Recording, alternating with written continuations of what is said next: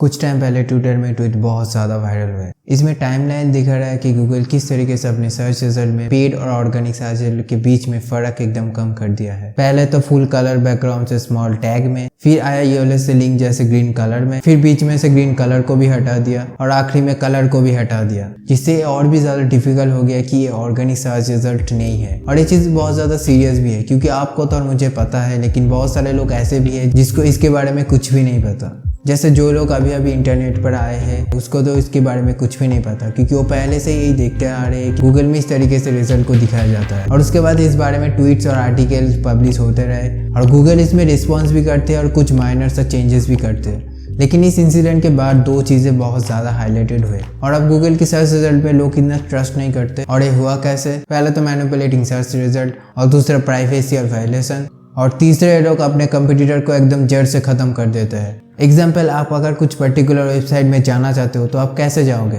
पहले तो आप गूगल या फिर बिंग जैसे कुछ सर्च इंजन पे सर्च करोगे, तो आप अगर गूगल पर रिजल्ट भी नहीं आया तो आप जाओगे कैसे? इन सब के बाद में भी गूगल पर कुछ भी फर्क नहीं पड़ा। लेकिन कुछ कंज्यूमर है जो कि गूगल की ऑल्टरनेटिव चाहती है, जो उन चीज़ों को ठीक करे जो गूगल पर ठीक नहीं है। तो इस वीडियो में हम दो चीज़ों को देखेंगे। पहले तो गूगल की सर्च रिजल्ट कैसे काम करती है, और जो लास्ट में लिखा है वो हम बाद में डिस्कस करेंगे, क्योंकि पहले इन दोनों को समझना बहुत ज़्यादा ज़रूरी है। तो गूगल की सर्च रिजल्ट कैसे काम करती है?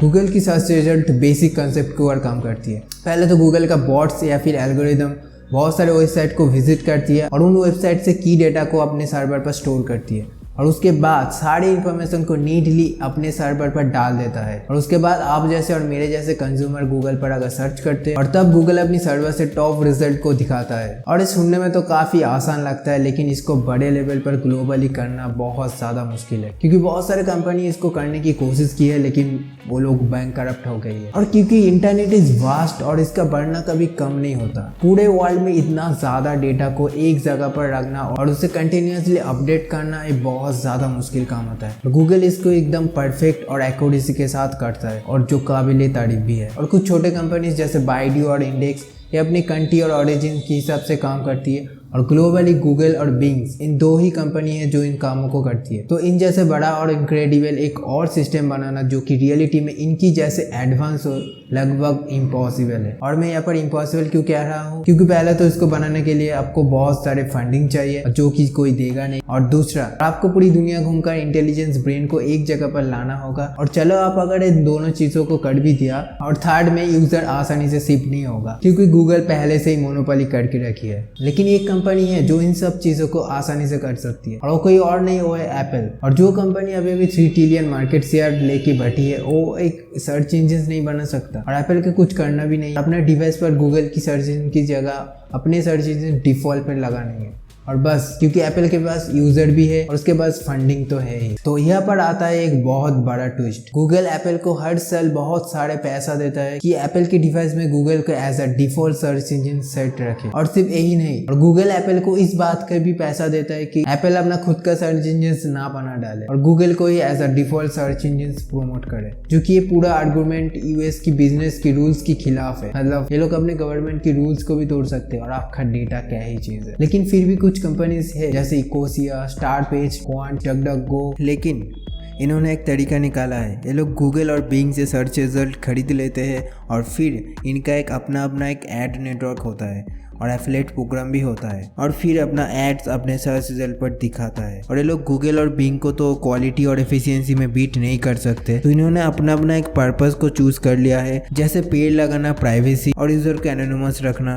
तो ये लोग काम कैसे करते हैं? तो अगर स्टार्ट पेज की बात करें तो लोग अपने सर्च रिजल्ट और ऐड दोनों ही गूगल से लेता है, लेकिन ये लोग क्लेम करते हैं बिना कोई ट्रैक किए जो भी आप सर्च करते हो वो इनकी सर्वर को होके जाती है, जहाँ पर ये लोग क्लेम करते हैं कि आपकी पर्सनल आइडेंटिटी और डेटा ये लोग क्लीन कर देते हैं, और फिर गूगल से रिजल्ट लेके आपको सर्व करती है। लेकिन आप जो ब्राउजर यूज कर रहे हो या फिर आप जो मोबाइल यूज कर रहे हो वो किसका है? एंड्रॉइड या फिर iOS, जो भी हो, आप इनसे बच नहीं सकते। लेकिन उसके बारे में हम दूसरा कोई वीडियो में बात करेंगे।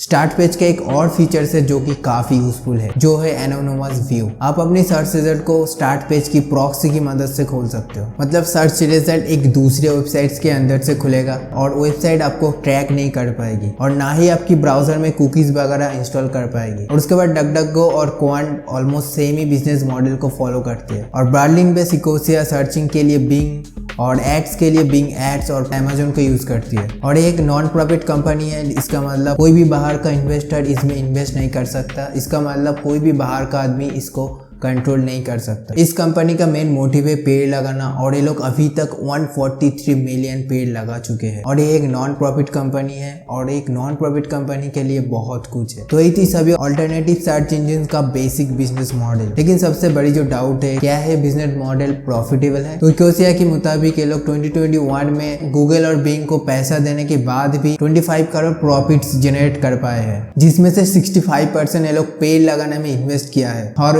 ओवरऑल इन सभी अल्टरनेटिव सर्च इंजन का ट्रैफिक ज्यादातर नॉर्थ अमेरिका और वेस्टर्न यूजर्स से आती है। इन सभी कंट्री में ये लोग ग्राफ में दिखते हैं, लेकिन पहले तो ग्राफ में दिखते नहीं थे। तो इतने दिनों से जब मैं इस वीडियो पे रिसर्च कर रहा था तो 2 क्वेश्चन मेरे दिमाग में बार बार आ रहा था। पहले तो सभी कंपनी सर्च रिजल्ट के लिए गूगल या फिर बिंग के ऊपर पूरी तरीके से रिलाई करती है। अगर ये 2 बड़े कंपनीज इन छोटे कंपनीज को रिजल्ट देना बंद कर देती है तो ये लोग आउट ऑफ बिजनेस हो जाएंगे, खत्म एकदम। तो एक्चुअली देखा जाए तो बिंग और गूगल मिलकर इन छोटे कंपनीज को इंडस्ट्री में क्रिएट किया है। मतलब कोई क्यों अपने कंपटीटर्स को हेल्प करेगा? तो इसका आंसर शुरू होता है बिंग से।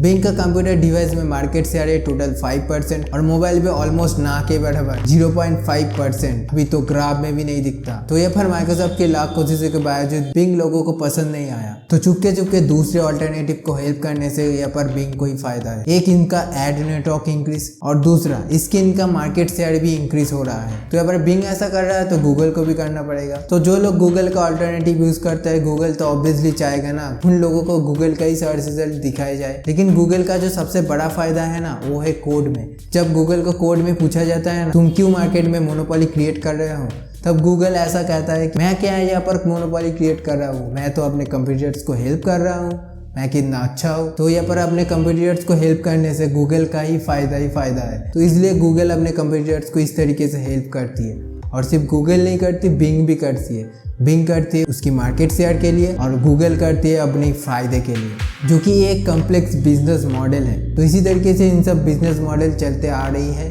और आगे भी चलेगा। तो आज के लिए इतना ही। Stay safe, stay curious and I catch you in the next one.